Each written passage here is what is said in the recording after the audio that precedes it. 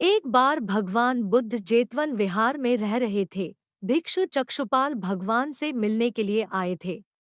उनके आगमन के साथ उनकी दिनचर्या, व्यवहार और गुणों की चर्चा भी हुई। भिक्षु चक्षुपाल अंधे थे। एक दिन विहार के कुछ भिक्षुओं ने कुछ मरे हुए कीड़ों को चक्षुपाल की कुटी के बाहर पाया और उन्होंने चक्षुपाल की निंदा करनी शुरू कर दी कि उन्होंने इन जीवित प्राणियों की हत्या की।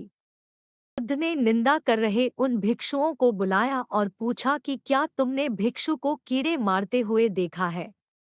उन्होंने उत्तर दिया नहीं।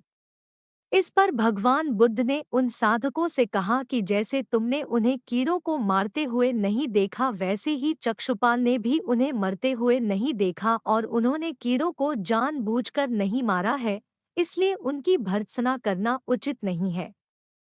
बात पूछा कि चक्षुपाल अंधे क्यों हैं?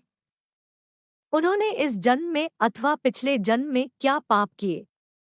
भगवान बुद्ध ने चक्षुपाल के बारे में कहा कि वे पूर्व जन्म में एक चिकित्सक थे।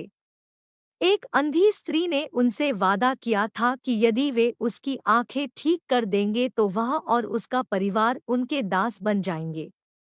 स्त्री की आंखें ठीक हो गई, पर उसने दासी बनने के भय से यह मानने से इनकार कर दिया।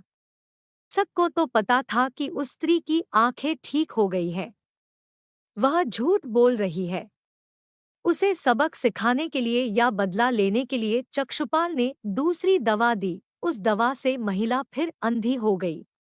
वह कितना ही रोई पीटी, लेकिन चक्षुपाल जरा भी नहीं पसीजा।